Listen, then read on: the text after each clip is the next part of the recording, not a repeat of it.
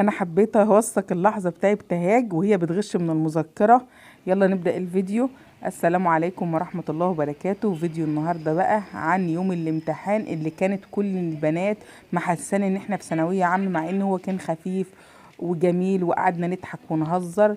احنا بيبقى فيه امتحان نظري وامتحان عملي للبنت اخر الدوره، يعني هي بتيجي 30 يوم وبعد كده بعمل لها امتحان نظري وعملي. المفروض هما الاتنين يبقوا في نفس اليوم، النظري والعملي، بس عشان ضيق الوقت ما بتلحقش تعمل كل حاجة. فاحنا على مدار الشهر ببدأ ان انا كل واحدة، يعني انا بدي الموديل مثلا النهاردة كروزو، فبديه لبنتي تعمله، هي بتقصه وبتعمله، يعني انا بشرحه على السبورة وبعد ما نخلص بتقوم جايبة الموديل وقصاه ومنفذاه ومخيطاه، وهي اللي بتعمل فيه كل حاجة. كل بنت عندي بتختار الموديل اللي هي عايزه تعمله. وبصراحه انا بيبقى ليا وجهه نظر في ديت، يعني اقول لها اعملي مرد مثلا بالياقه وكولا، تقول لا ده صعب، اقول لها طب خلاص يبقى انت هتاخدي ده الموديل بتاع الامتحان بتاعك. مثلا انا مستصعبه الكروزو، اقول لها طب خلاص يبقى ده بتاعك.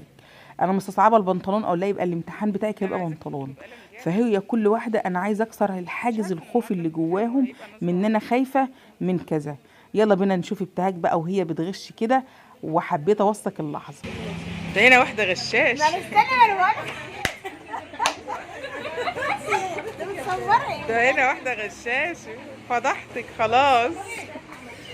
جايبين لك وحتى بتعملي على الغش كمان، يا لهوي.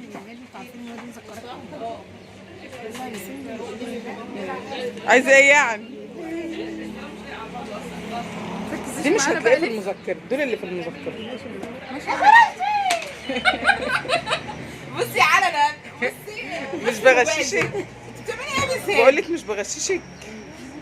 بجد بنات دمهم زي العسل. على فكره احنا كنا بنهزر، قولت بتغش او ما بتغشش، انا بعد اللي ما خلصوا الامتحان انا غششتهم. ما عندناش بقى قولت هو ده حاجات اجباري، ده حاجات اجباري. بس هما ما شاء الله هما يعني من التوتر مش عارفين يحلوا الاجابات.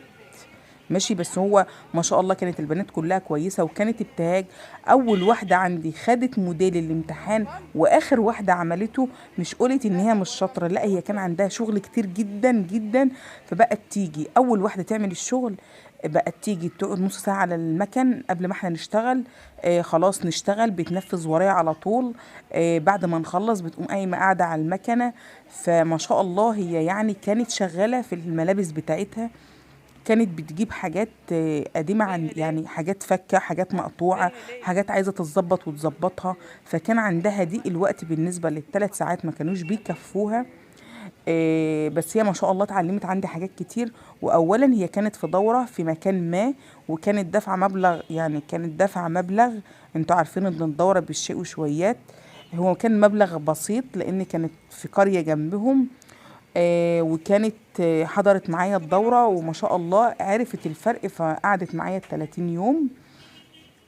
بتبقى في كذا واحدة، رغبة العيلة ورغبة الأهل مش في مش إن هي تتعلم الخياطة، بس رغم ده بتكافح وتيجي وتخلص مصالح بيتها وتخلص شقتها وتخلص لولادها، وتيجي تقعد الثلاث ساعات أو أكتر أو أقل. كل ده عشان يدخل لها بس باب رزق.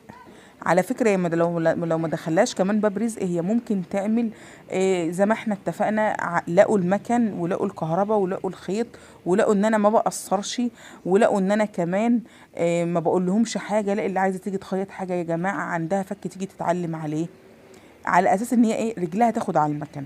واولا كمان انا اول ما جيت الدورة ديت في كذا بنت زعلت مني وسابوا الدورة. ليه بقى؟ احنا جايين مش نتعلم الخياطة، احنا جايين نقعد على المكن. تعالي علمينا على المكن. يا جماعة أنا ما بعلمش على المكن. إزاي؟ مش إحنا جايين هنا عشان تعلمينا على المكن يا جماعة. أنا موظفة، أنا مش شغالة عندك ولا عندها ولا عند غيرك. ماشي، أنا الحمد لله الحمد لله وكله يشهد ليا، أنا ما فيش واحدة قصدتني في خدمة وتأخرت عنها. ماشي، كل واحدة حضرت معايا الدورة تقول أنا كنت بعملها إزاي. ماشي، كل واحدة حضرت الدورة تقول أنا منعتها إن هي تجيب حاجة تشغلها عندها ولا لأ.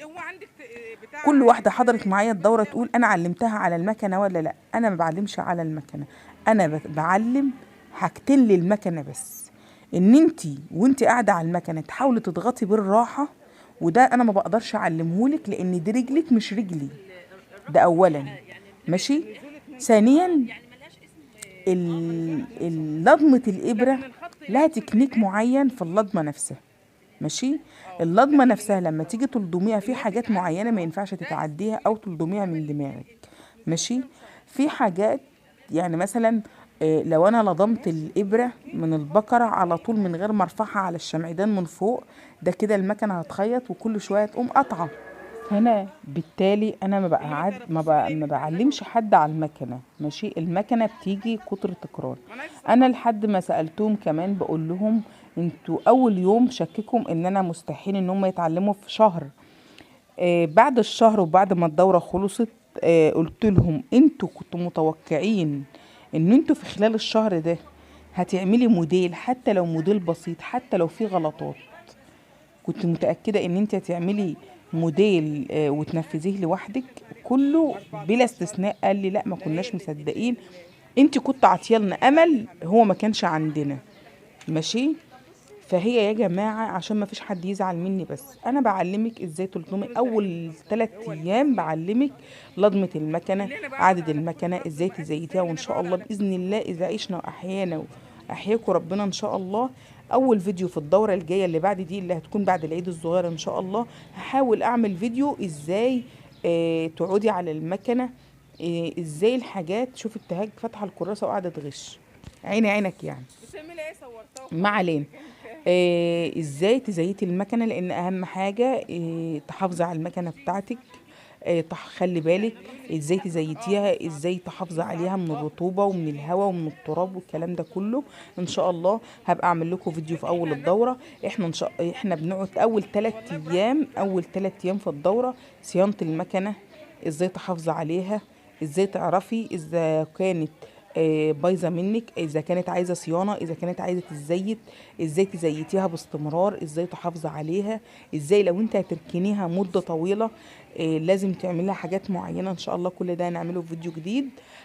اي واحده يا ريت تكون حضرت معايا الدوره تكتب تعليق تحت الفيديو ده، لان اتبعت لي على الخاص ان الدوره دي آه يعني ايه، ما بتديش اللي احنا بنقول عليه، ان الدورة ديت مفيش الكلام ده خالص، مفيش حاجة اسمها ببلاش، مفيش حاجة اسمها بتعلمي خلال شهر ستاير وملايات وهدوم وبتعلمي كل حاجة. لا، احنا بصي من اول رفية العباية بعلمك عليها، بعلمك ازاي تعملي سمكة لو انت عندك عباية اي او عايزة تعملي سمكة.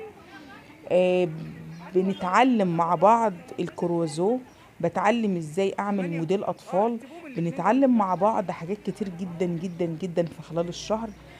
بس معلومة لأي واحدة بتشكك في كده، لو البنت جات اول اسبوع وغابت يعني هي مخليه معايا مستمرة، وجات غابت يوم واحد وقالت لي عيدي، مستحيل مستحيل مستحيل اعيد لها حاجة اتشرحت لزمايلها امبارح. ماشي. اقول لها استنى الدوره الجايه وابقي تعالي. اولا احنا بنبدا شرح من الساعه 9 لحد الساعه 12، بنبدا شرح، بنبدا الساعه 9 بالظبط، قبل الساعه 9 ما بنبداش.